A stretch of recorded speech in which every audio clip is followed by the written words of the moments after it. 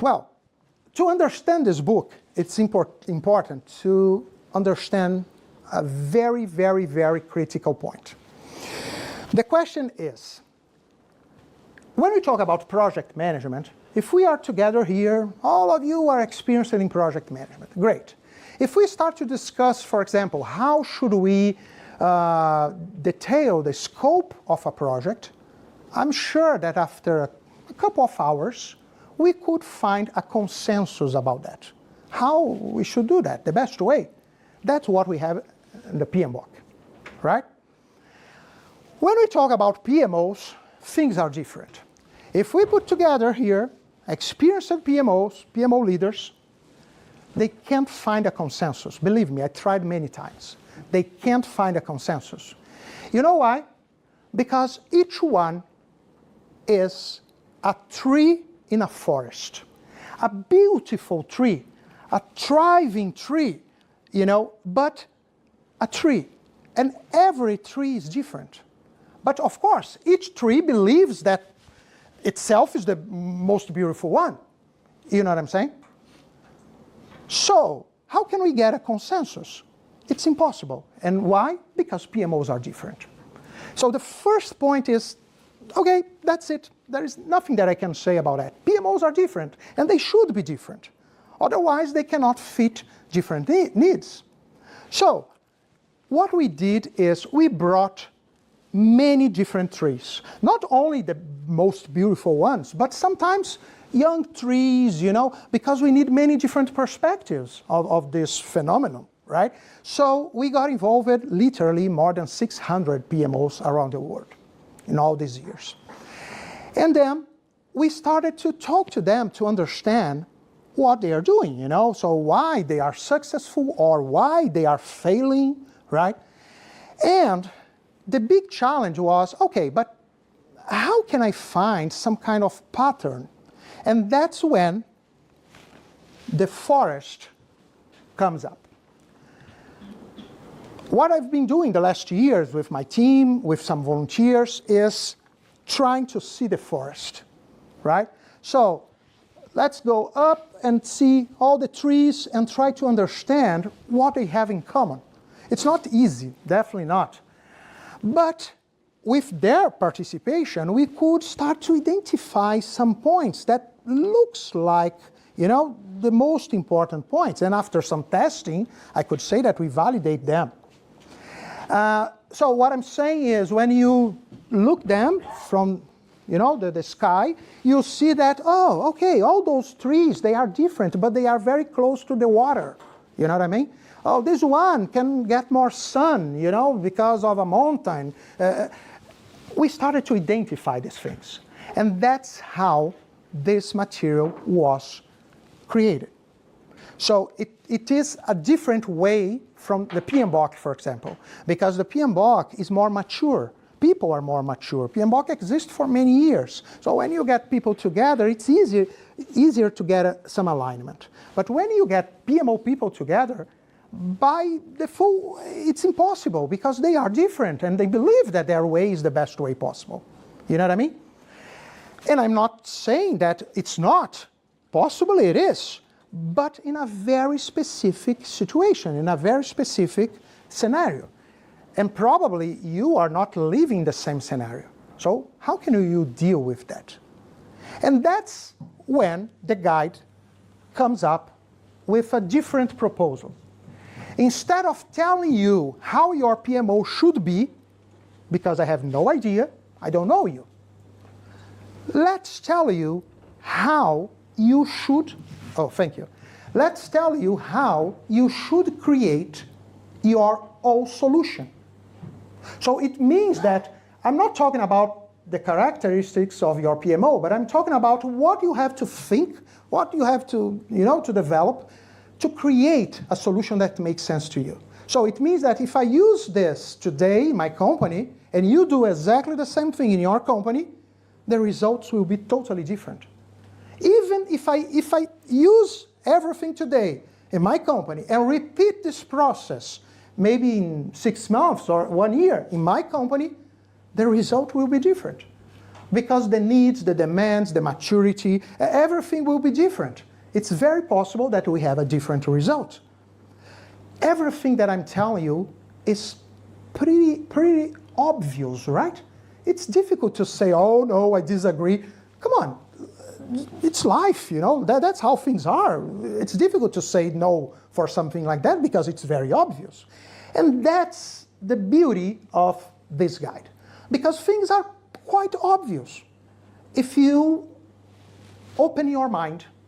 So it means that if you believe too much that PMO should be like this, like that, if you believe too much in your own experience, you are running a PMO for 20 years and this PMO is great, very successful, it's a big risk because probably you believe that you are the most beautiful tree in the world.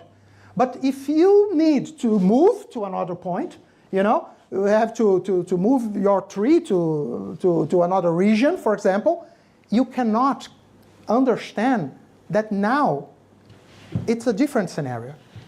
That will require a new PMO, a different PMO. You know what I mean? So I'm not saying that your experience is useless. I'm not saying that any other people experience, consultants, books, everything, oh no, forget about all of them. No, it's exactly the opposite.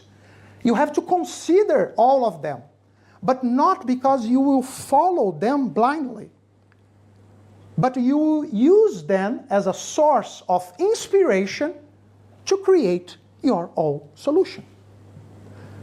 How many standards do we have for PMOs? I don't know, maybe there are 3, 4 from other organizations. Take all of them, study all of them. It will be very useful. You know, how many consultants you know that will tell you something different? How many books you will read that one will tell you that there are 5 types of PMOs, the other one will say that there are 3, the other one there are 6, you know. Who is the right one? All of them, depending on the perspective. You know what I mean? So, I'm not saying that everything is wrong. It's exactly the opposite. I'm saying that everything is valuable if you have critical thinking, if you can use that to inspire you on creating your solutions. So many people misunderstood maybe, you know, things in the very beginning, like, oh, it comes to replace, you know, some traditional perspectives of PMOs. But we have to remember that even for the most experienced consultant, is still one person, one life. Statistically speaking, it's nothing. You know what I'm saying? So why should we just believe without any critical thinking? This is the spirit of this guide, right? It connects with everything. And to be honest, if anyone created something or anyone want to create something like a standard, like models of PMOs, and start to say, oh no, we are against this guide, you know, there's nothing to be against of, you know, because again, you are just one perspective that is very important, very valuable for anyone to understand. All right? So this is the background of this work. So, as I told you, these are many models of PMOs that we have outside, right?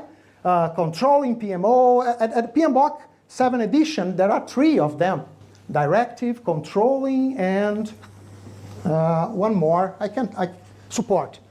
But there are other, value management office. People talk about that a lot now. Which one? Forget about that. Forget about that. Actually, you can open these boxes. When you open them, there will be there what you should do in the point of view of who created that, right? But come on, it would be a big coincidence that without knowing you, without knowing your company, that someone could create something that will fit perfectly for you. It doesn't make any sense. So what we are saying is, open all the boxes, see what is inside, take what you need, and create your PMO. At the end, what's the name of your PMO? I don't know, call it John, right? It doesn't matter. The name definitely doesn't matter. You can call it in the way that you want. What really matters is it fits what you need. This is the point. And now we will start to talk about that. So, if we take one of these models, it's like this, right? This is the company, the red and green box. This is your fantastic model that you try to copy from someone else. It doesn't work. It doesn't work, right? Sooner or later, it will fail. And that's what will happen, and this is important because of this word here, value. Value gets lost. Value. We will talk a lot about that. Look, this cycle of frustration is what we found in many companies. What is that? The point is, the PMO is doing what they believe that should be done, not what is really needed by the organization. So they give much more attention for the technical stuff and not for the real needs, people, right?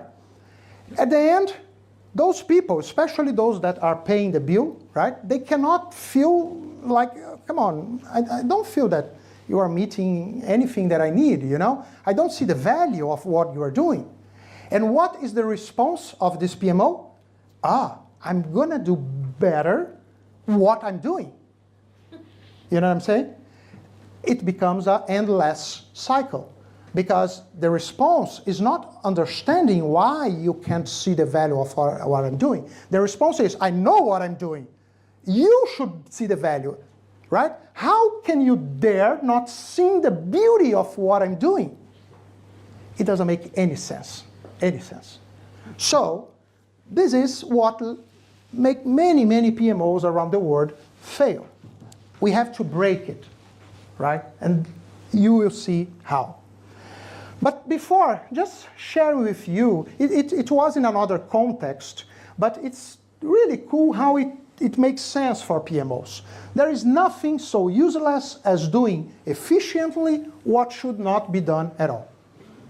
This is exactly the idea. We are focused on the technique. Oh no, every PMO...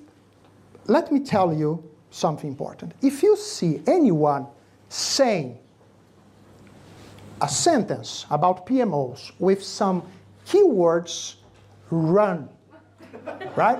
For example, always, never, every, just run, right? Because it's not like that. Things are different. PMOs are different, right? So maybe there will be something that the probability of finding will be higher, but even with that, there will be exceptions. And maybe you are one of these exceptions. It's okay, right? All right. So, some facts that we found. I told you something about them. PMOs are not one size fits all. Their structure, function, and focus will be different based on organizational needs, industry, maturity levels, and other variables. While universally recognized as a formal entity managing portfolios, programs, and projects, the specific purpose and responsibilities of a PMO can differ significantly across organizations. Look, if I ask you, please tell me what is a PMO? I'm sure that some of you, maybe now, you will not do that anymore, but if I started with that in the very beginning, possibly some of you will say, oh no, a PMO is a department that provides methodologies and tools. Another person will say, no, the PMO should be focused on the portfolio management, prioritizing projects and see if the benefits are being generated. There will be someone else that will say, no, a PMO should provide project managers to the business units so they can manage projects, properly. Who is right? Actually, everyone or no one. Because if you are doing that, but that's not what you need, but you are doing just because you believe that PMO should do that, it's not really good. It's the wrong definition. You know what I'm saying? So if you take a look on the guide, you'll see that the definition for PMOs is quite simple.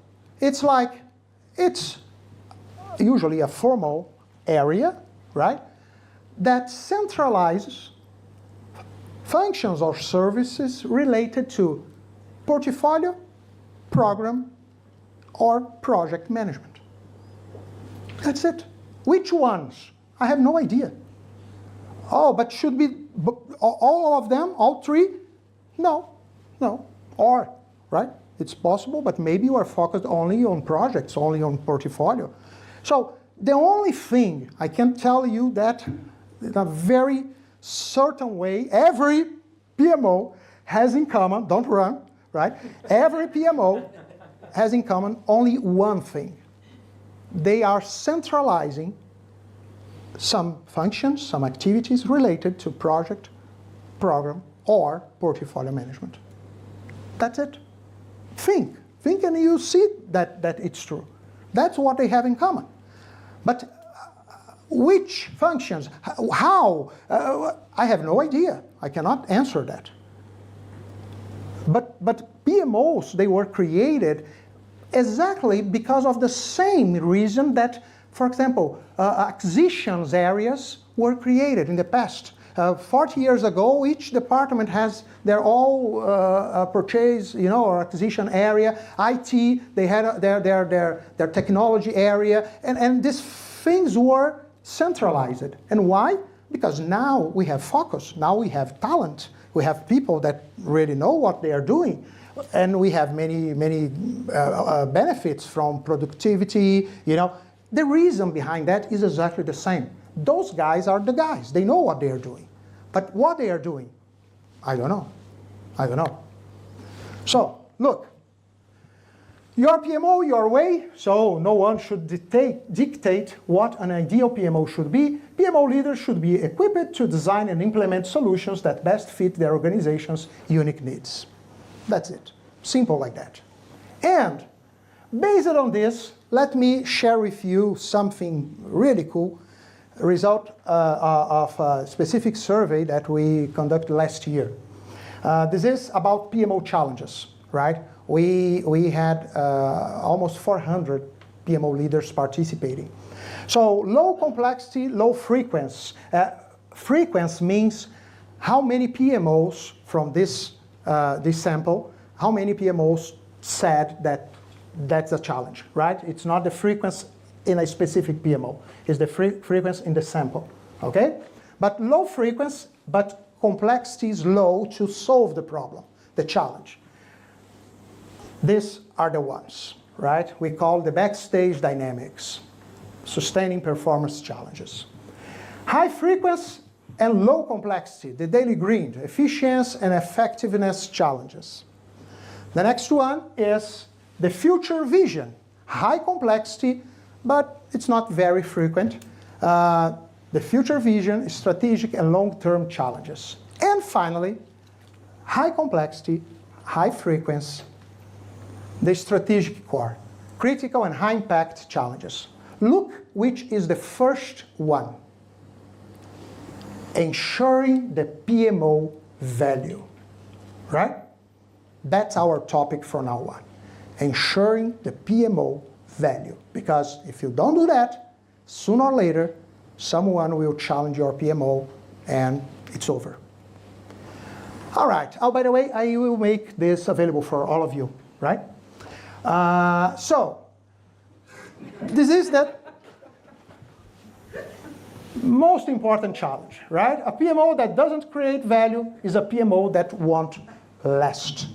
And when I say that your PMO will die, it doesn't mean that it will disappear. Sometimes not. But it will become irrelevant, like nobody cares. In the beginning there was a PMO senior manager. Now it's a trainee coordinating the PMO. You know what I'm saying? Nobody cares. Sometimes it will be shut down. All right? Okay. So, understanding the PMO value. We talked about value is the most important challenge. Okay. So, let me tell you what we have to understand about PMO value. Basically, is value as beauty is in the eye of the beholder. That's it. It says anything that we need. Value as beauty is in the eye of the beholder. So what I'm saying is, what does value mean for your organization when we talk about a PMO, right? Because it will be different, my friends. It will be different for many different reasons. Many different reasons. Sometimes maturity, sometimes culture. For example, if you go to, I don't know, to the US, ROI is something very strong. But if you go to the Middle East, I have many PMOs from there, it's totally different.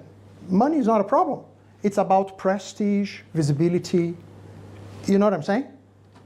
So what does value mean to you, to your PMO? You have to understand that.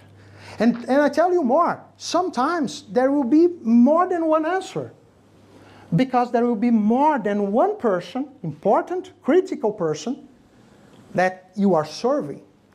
And they can see this in different ways. We'll talk a little more about that, but keep it in your mind. So, and finally, there is something else that we realize it. There is a concept that we name it perception of value. Look, perception of value is not a number. Perception of value is a feeling.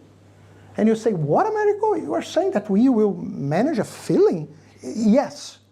Because sometimes the number is not enough to ensure the PMO value will be recognized. When I say a feeling, it's like if you call your director and you say, hey, do you believe that a PMO is important, is valuable for you? What's the value of the PMO? Probably many of the executives will say, yes, I believe it's valuable, but I don't know exactly why. I don't know how to explain exactly why. That's what we are talking about. It's not about why. It's about what they feel. At the end of the day, this long-term journey, that's what makes a difference. And the point is, if we are working with perception of value, the numbers are important, but they are not the end. We have a little more. PMO recognition, PMO value recognition. I'm going to show you more details about that. But there is something that can influence this perception. And usually it's about the maturity of the people that you are dealing with, the people that you are serving. Let me give you an example. Imagine that we have here in front of us two people. One is an adult, and the second one is a 3-year-old child. Okay? I'm going to give them two options of gift. They can choose. The first option is a real Ferrari. The keys are here with me. The Ferrari is over there, the parking lot. This is one of the options. The second one is a Ferrari, but it's a toy, a remote control toy. All right? Good. Okay, what do you want? The adult certainly will say, okay, give me the keys. I want the real Ferrari, right? The child, I know that they are smart today, but this one is, right, it's a little more innocent. But the child is supposed to say, I want the toy. And even if you say, but no, the real Ferrari is much better, much more valuable, but he will insist, no, I want the toy. You know what I'm saying? It's not about what you understand as valuable. It's about what they can understand as value, what they can absorb as value. Oh, Americo, so you are saying that when I'm generating value, I should ignore the most important things? No, it's the opposite. You have to create a strategy, because if you try to push too much the real Ferrari for the 3-year-old child, definitely the result won't be good, right? You can do that, but you have to nurture this child, because very soon he will be able to understand the value that we are talking about. You know what I'm saying? So it's not about pushing things. It's about how these people can absorb what we are trying to do. And sometimes we have to respect culture, time, maturity. We usually, and look how interesting it is. We have a piece of research that talks about that. Look how interesting it is. Because, for example, I'm dealing with executives, right? And we assume that they are adults in our topic. You know what I'm saying? There are many of them that they are children, right? They are children. And that's it. There is nothing that we can do. They are good, definitely. They are good in the business. Otherwise, probably they won't be executives. But in our topic, many of them are children. And they will never tell you that. They will never tell you, oh, I'm sorry, I don't understand anything that you are saying. Never. They will never say that, right? We need to understand that PMO, success on PMOs is not about technique. It's about people. Definitely, it's about people. The technical aspects are the easiest ones. We know what to do. But how can we do that? When can we do that? In which way? So, okay, we understand all of this. Now it's time to see the solution, right? And what we did, something that we did that I feel it's really cool is, hey, there are other areas of knowledge that we can drink from them. We can get some information. Usually, and I say that because I believe I was like that also in the past, when we are working with project management, we are very limited to the references in our area.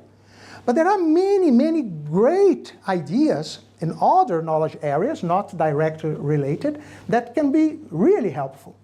And that's what we started to do. The first agreement that we had in the very beginning was, hey, okay, PMOs, they are support areas, right?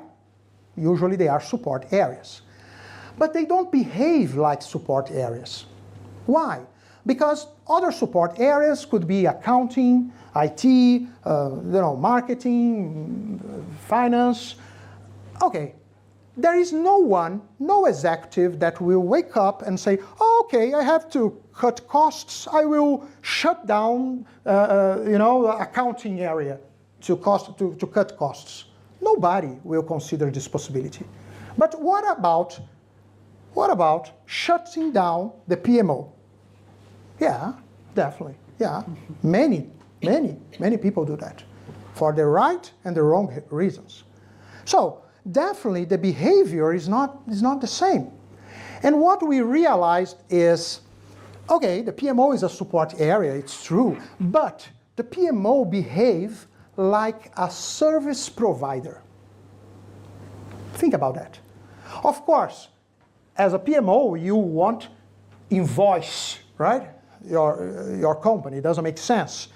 But the idea is very similar, because someone believed that they need you because they had a pain, right? Some problems, and they said, okay, these guys will bring me the solution. And they hired you for that. But after some time, if they are in that frustration cycle and they don't see value, what they will do? They say, okay, my friends, but I don't need you anymore. Why should I continue to waste money with you, right? In the past, we lived without a PMO. We can do it again. And in a certain way, they are right, because you are wasting money. So the big point is, if you are a service provider, you have to act as one. And then we brought the concept of value-driven service provider. So we are trying to understand who our customers are. Customers, of course, I'm not talking about the external customers of the company. I'm talking about, for example, the executives, the project managers, the functional managers, project team members, all of those people that will be served by the PMO directly. These are the PMO customers.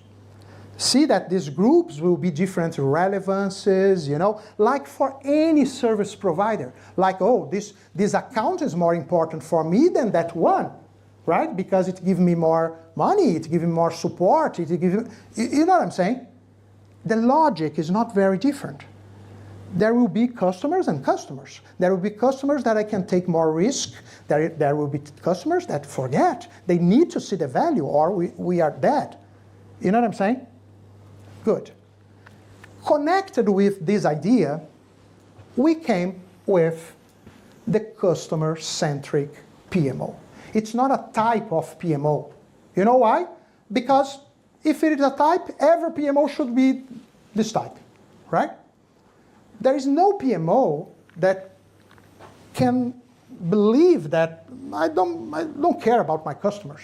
Every PMO should be concerned about their customers, right? So the customer-centric PMO means instead of doing what you want to do, you will focus on what they really need. And when I say that, it's not saying that, okay, I'm going to ask them what they want. It's not like that, right? Again, they are the customers. They don't know. They don't care, right? What they want is a solution. It's a medicine for their pain. They are in pain. And we have to provide a solution, the medicine. That's it. But if we ask them, oh, which medicine do you want? No one wants that. Only my mom. She loves to come with the medicines to the doctors and say, oh, I want this one, that one. But usually, no. They don't want that. They want to say, hey, that's what I'm feeling. So remember the boxes that I showed you? That's how crazy it is, because those boxes are, okay, open the box. Believe me, open this box, and you will find all the medicines that you need for your pains. But I don't know which pains you have. It doesn't make any sense. So, when I'm a customer-centric PMO, I'm starting from our customers. Of course, I'm assuming that making my customers successful, the consequence is the company will be successful because they have their goals, you know, their targets, their work for the company. It's not for them, it's for the company, right? Sometimes I know that they need that specific medicine. It would be very good, but they don't have that pain yet. What should I do? I'm going to do only what they want? No. I can seed for the future. And that's why there will be something that I'm going to show to you that is what we call, before this, that what we call the PMO value journey. Because the PMO value journey is how can I generate perception of value in the short, in the medium, and in the long term, right?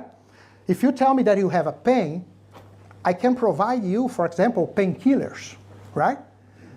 You will see the value, no doubt, okay? But in a few time, the pain will be back.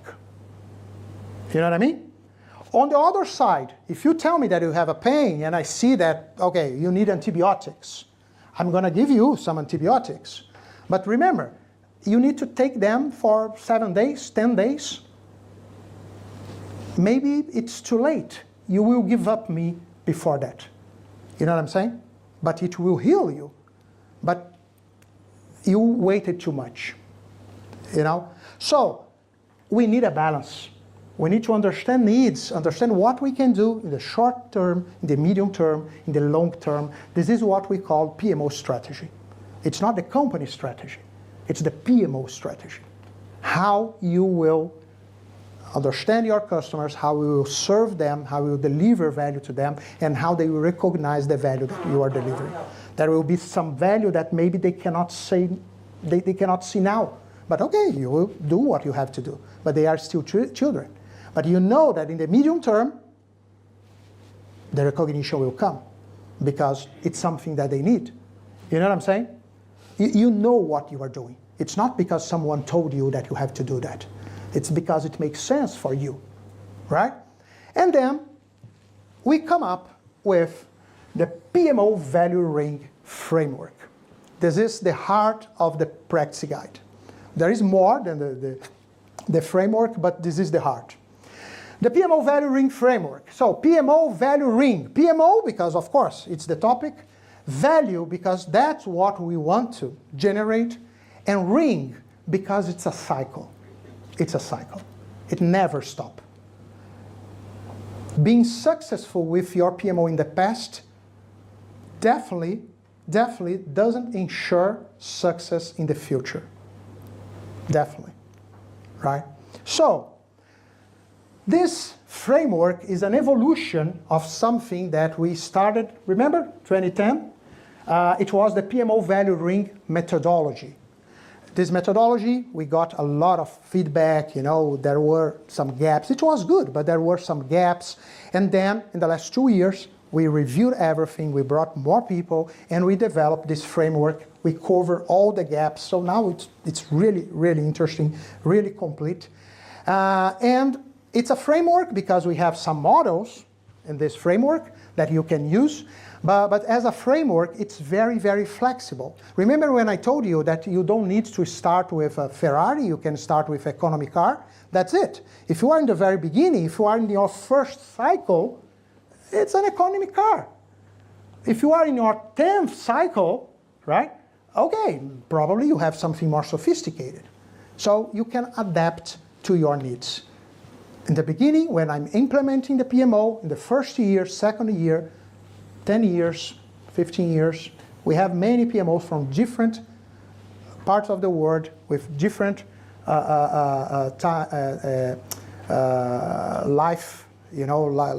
that test that. Let me show what you have. The first layer is the background. The background of this model is named organizational baseline elements. The second layer, the gray one, is the PMO structural components. I'm going to tell you more about them.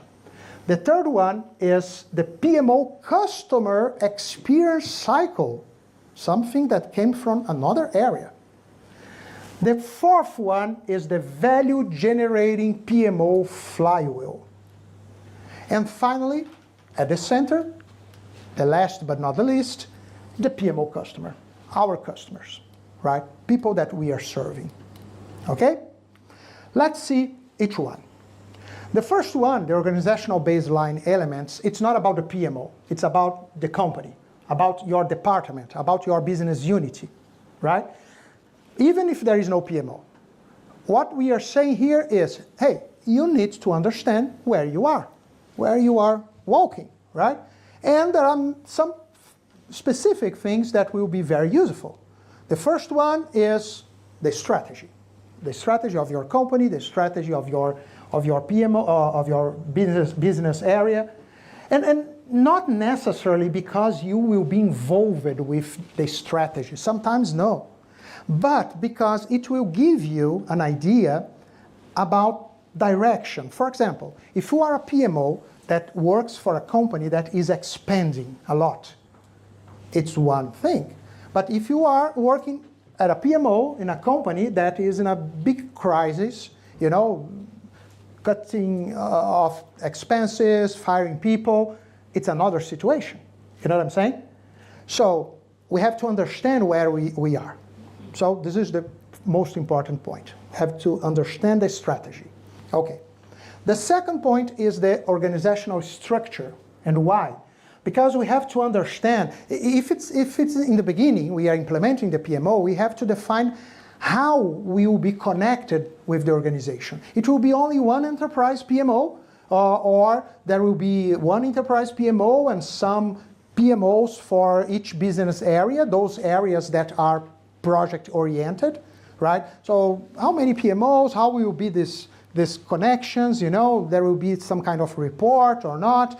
You have to understand the organizational structure to respond these questions, right?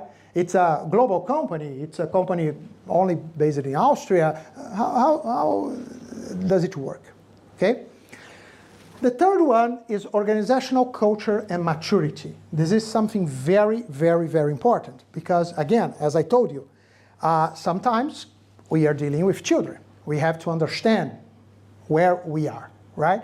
And have you ever heard about maturity models? For example, Axelos has one named P3M3. Have you ever heard about that? PMI years ago had one named OPM3, but it was discontinued. But there are other organizational maturity models, organizational project management maturity models. So when I say project management, it includes program and portfolio. So P3M3 is exactly that, right, from Axelos. Today, I think it's the best one. PMI doesn't have one, right?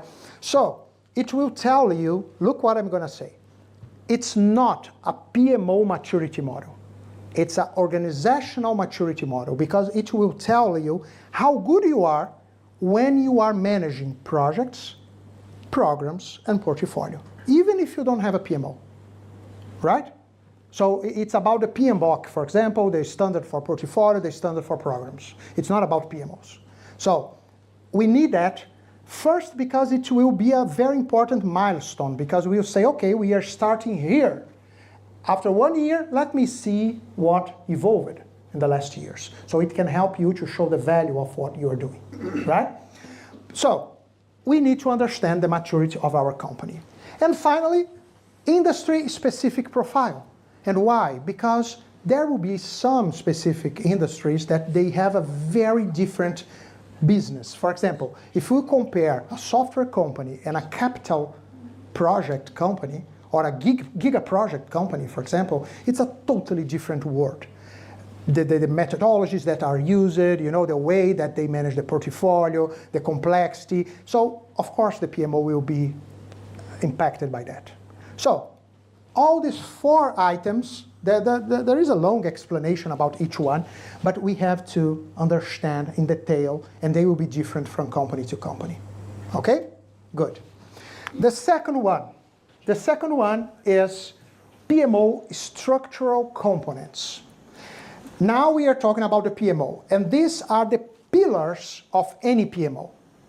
Basically is the PMO mandate. The PMO mandate will tell us our objectives, main customers, why we exist, many information, basic information, who we are reporting to, where we are connected in the structure, is it only one PMO, more than one PMO, so all these definitions will be in this thing that is called the PMO mandate. The output of this item is the PMO charter. The PMO charter. We have the project charter, right? We have the PMO charter. Okay? Good. The second one is PMO governance. It's not project governance, portfolio governance, corporate governance, it's PMO governance. Because we are talking about how the PMO will connect and interact with its customers and other areas. What is the level of authority, decision-making process, etc. So everything related to the governance of the PMO. And finally, we have the PMO strategy. And this one is very, very, very important. And it's something new that we brought, I truly believe on that we brought to the PMO world. Because we don't do that, right? We don't think the PMO as an organizational entity. We don't think about the strategy for my PMO like we would think about the strategy for a company, right? But we can do that in a very similar way. We can say, okay, that's what I want to do in the first year, in the second year, in the third year. These are the customers that I will bring right now. Those group, it will be in the next semester. These guys, the quick wins for them should be this. And for those guys, it's something that I need to wait because they have to mature. So I will do this and this to nurture them, and mature these guys. So it's about the strategy of my PMO, how I intend to generate value every year, every cycle. And I'm saying year because usually we work with an annual cycle, right? But I need to start to establish a strategy for that, right? There are some details, as I said, in the guide, but this is the main idea. Finally, we have the PMO customer experience cycle. And you see that we have 5 stages. Exploration of opportunities. I will show you more details. Design of my solution. Deployment of my services, right? Enhancement. I will improve what I'm doing. This way, the chances of generating value will be higher. And finally, realization, realization of the value that I promise. Okay? Now you will see the details. And the details, they are in the 10 steps of the value generating PMO flywheel. I don't know if you had a chance to read a book from Gene Collins named Good to Great. He introduced this idea of flywheel. Basically, a flywheel is a very big and heavy wheel, right? And he said, okay, in the first cycle, right, you have to put a lot of energy, you know, because it's really heavy. But in the second one, it becomes easier. You know, in the third one, with some speed, it's more easy. And actually, the momentum make things start to grow like in a spiral of growth, you know? So that's exactly what happens with PMOs. In the beginning, it's difficult. But if you are a PMO that exists for 10 years, it's totally different. Is it useful for you? Absolutely. But your concerns will be different from someone that is starting now.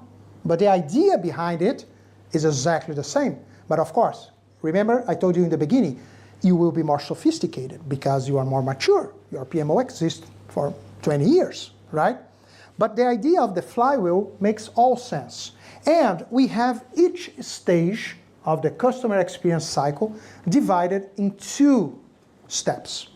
The first one, exploration, we have awareness building and needs assessment.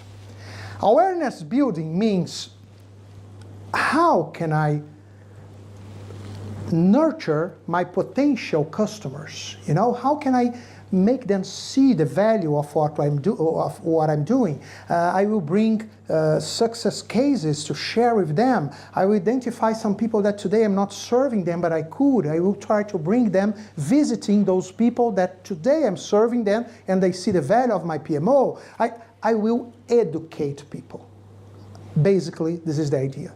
I will educate people about what we are doing, right? Okay. Let me tell you something.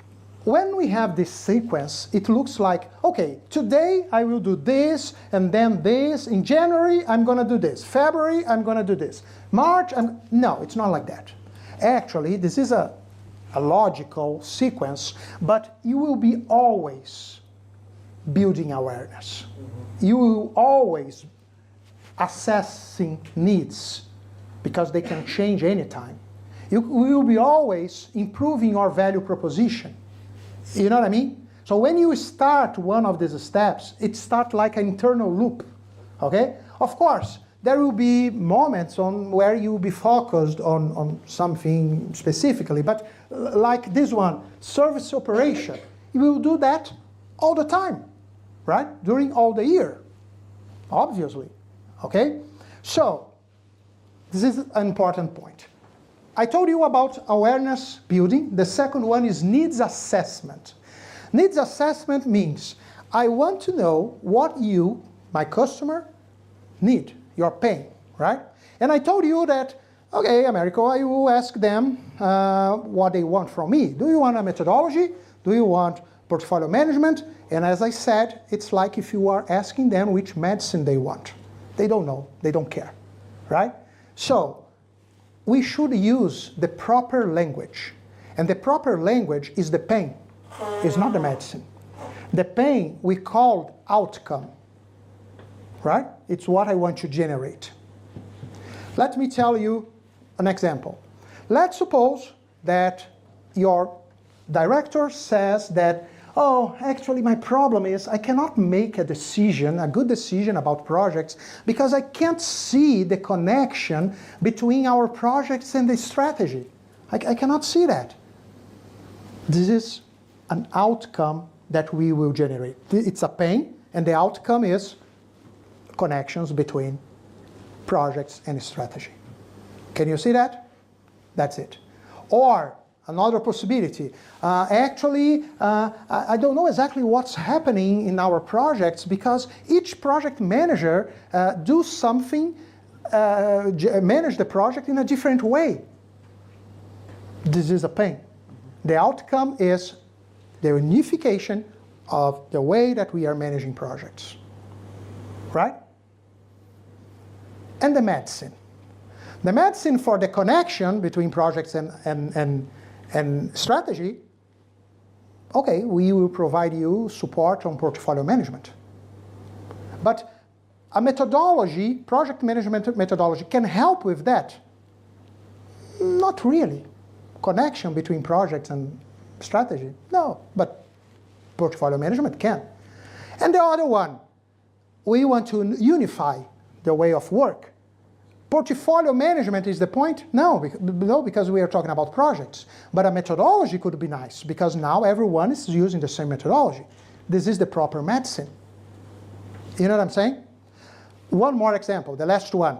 Oh, every time that I have to assign someone to a project, I see that people, they don't have the competences, they don't have the experience, you know, and I have to hire someone, a third party, to do that, because nobody here is really prepared to manage a project. This is the pain. The outcome, people with the right competences to manage projects. What would be the medicine, the service that I will provide? Give me an example.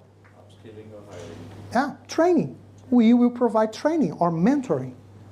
So look what I'm saying. There is a correlation between the services that you provide and the outcomes that you want to generate, right? It's very clear. We did that right now. So the language of our customers is the outcomes, not the services. However, in this material, it's something that we improved from the methodology.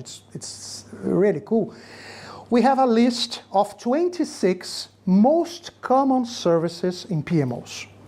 And we have a list of 30 most common outcomes in PMOs.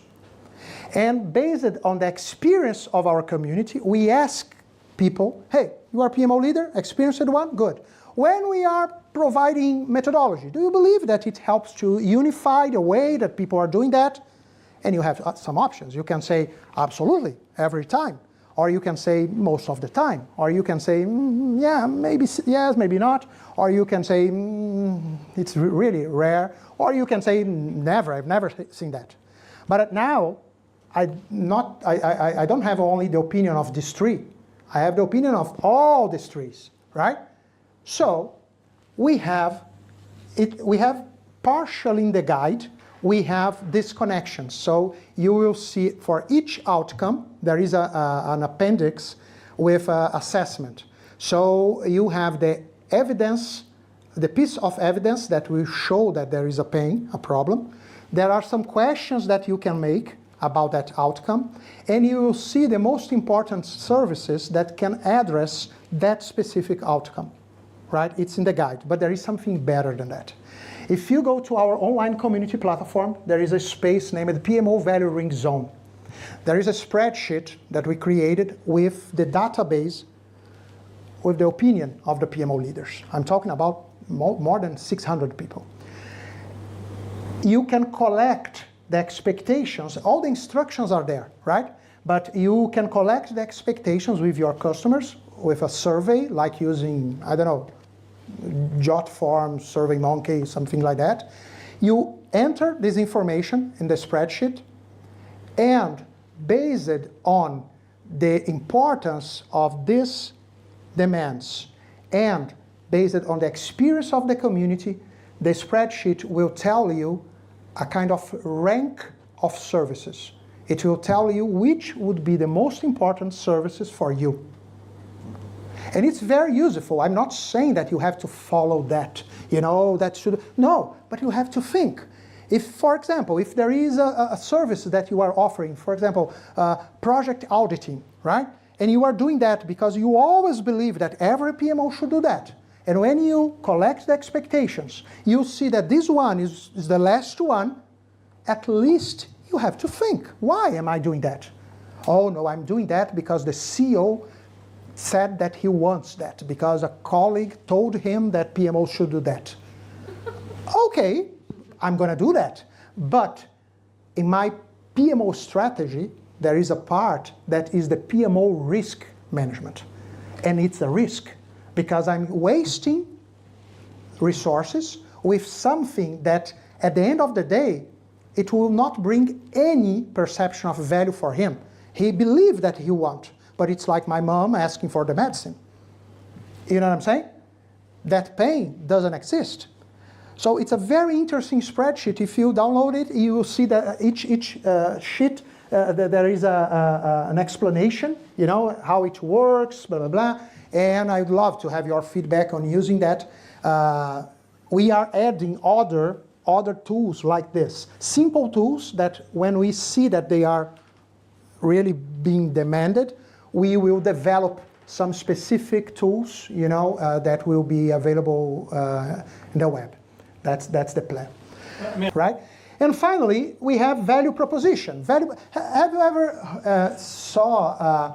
have you ever seen a book named Value Proposition Design from Alexander Osterwalder? Remember the business model canvas?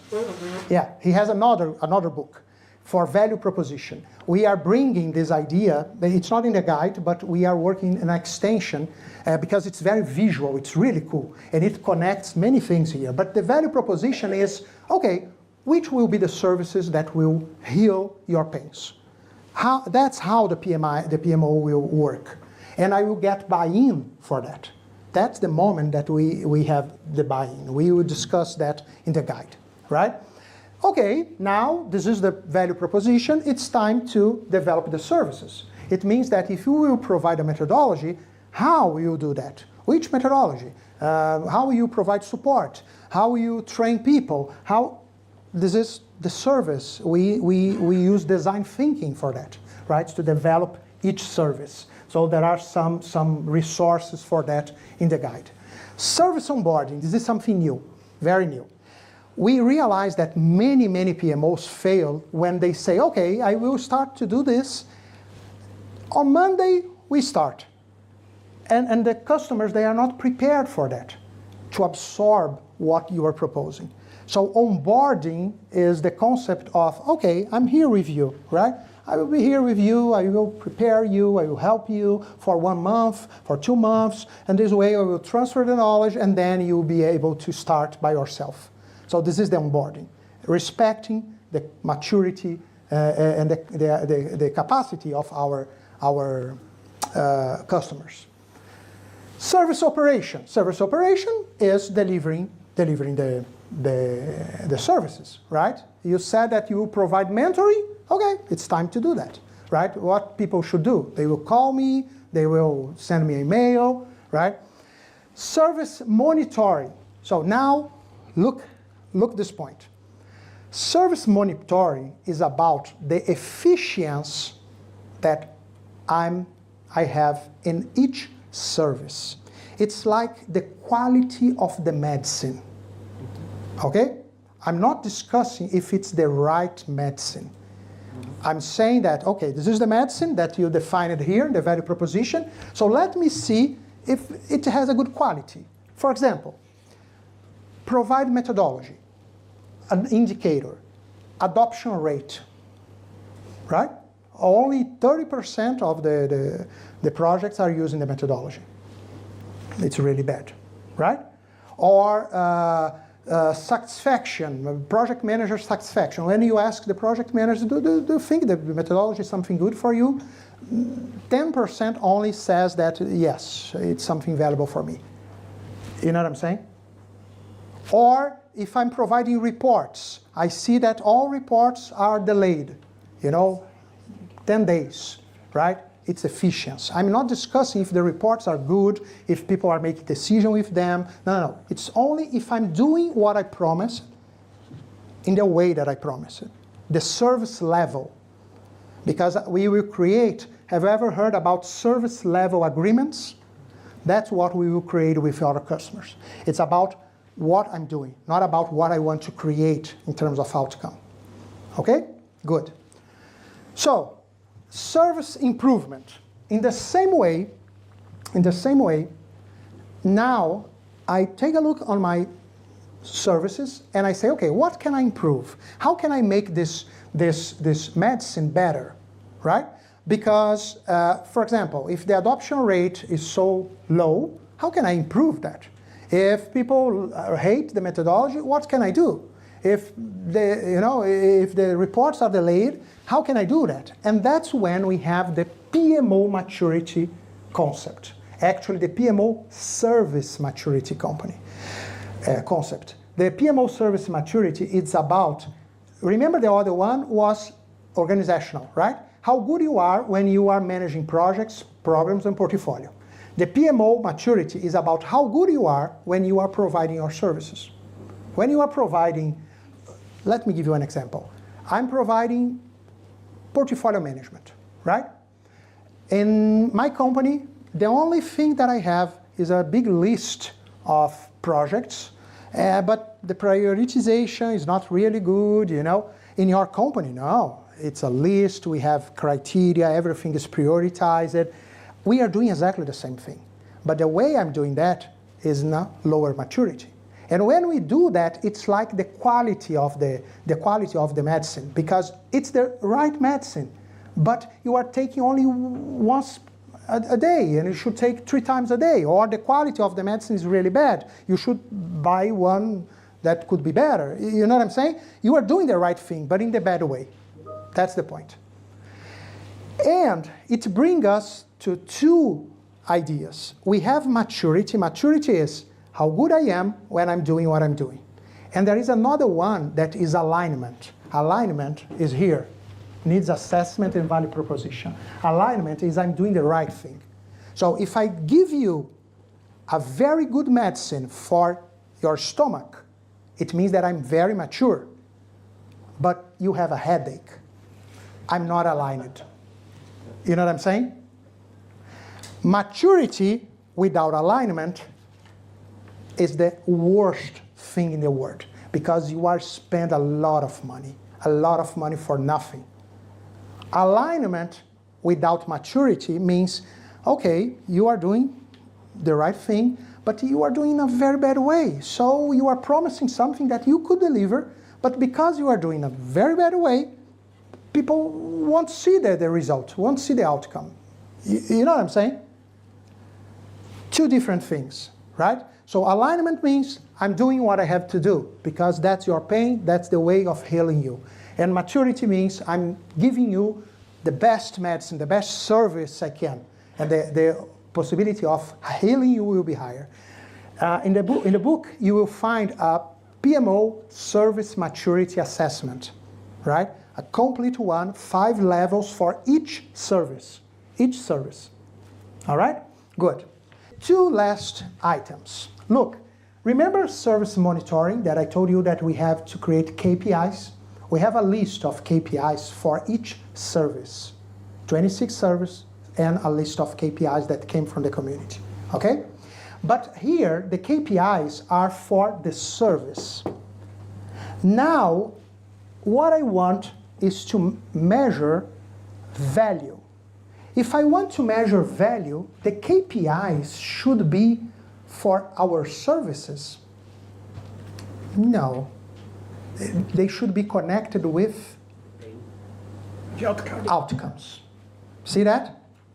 So I'm measuring my services, if they are really good or not. Now it's time to measure the outcome. And the outcome is divided in 2 parts. Value delivery and value recognition. What is the difference between them? One's perceived and one's real? Exactly. One real is because if it's not perceived, is it real? That's a good philosophical discussion, right? But let me improve that. One is tangible. The other one is intangible, right? So the first one, value delivery, is let me see what I'm delivering, what I promised as an outcome, right? Let me give you an example. Remember when I said that my problem was a connection between projects and strategy? Now you will show me, hey, Americo, look at this map. Every single project is connected with one of the strategies. Can you see that? It's value delivery. And now you ask me, okay, Americo, so now you can make a better decision? No, not really, you know, I don't know, I'm not comfortable. But logically you think, come on, that's what you said, right? But again, there are many other aspects between the delivery and the recognition. Sometimes, okay, I see this, but I have no idea how to use that, right? But I've never tell you this, right? Sometimes when I told you my pains, I couldn't express exactly what I was concerned of. You know, there are many, many, many reasons that can create a gap between these two things. The question is, we have to check if there is a gap or not. If there is no gap, great, no problem, go ahead, right? But if there is a gap, we need to check how much important it is. No importance? Go ahead. Oh no, it's important. It's the CEO. My friend, you have to do something. You have a problem. You cannot just close your eyes because you will pay the price sooner or later. You know what I mean? So, and, okay, we close the cycle like 2025, and now we will restart with our plans for 2026. Again, all of these things, you will be doing them during all year in a different level of sophistication, right? But anyway, we need to have a, you know, we have to cut a moment and the time, otherwise we cannot really understand what's happening, okay? So, to end, key takeaways from the flywheel, I will just give you a quick vision about that. You can see on the slides, awareness building, what it means, right? For each one, I create a quick explanation, right? But of course, if you go to the guide, you will find much more information, okay? Here, for each one, right? And then the last one, value recognition. And to close our conversation, the certification is based on the PMO practice guide, right? So I told you in the beginning, what is it? Today we have 120 questions based on real world scenario. It's like PMP, but about PMOs, right? And this is my final message. The value of a PMO is not a destination, but a continuous journey of evolution and transformation. That's it. You know, don't believe that, oh, tomorrow we will generate value. It's not like that, right? You need time, you need plan, you need strategy, and you can get it, okay?